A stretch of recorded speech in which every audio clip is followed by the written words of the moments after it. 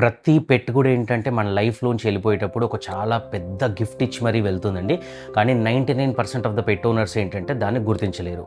So, hello everyone, నేను doctor Ramakrishna, consultant veterinary physician and surgeon, pet park clinic, Begumpet, Hyderabad.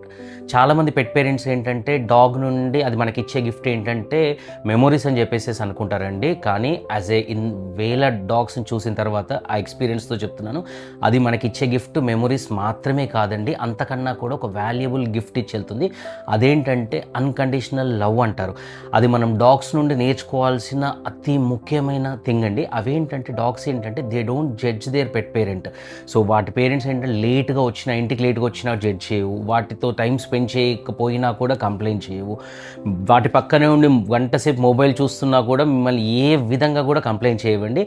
So, మీ దగ్గర డబ్బులున్నా లేకపోయినా కూడా అది మిమ్మల్ని ప్రేమించే పద్ధతి మాత్రం మారదండి. ఓన్లీ థింగ్ వాటికి కావాల్సిందల్లా ఒకటే, నా ఫేవరెట్ పర్సన్ వచ్చాడు, I have to spend time with him. ఇలాంటి మెంటాలిటీ మాత్రమే ఉంటుంది.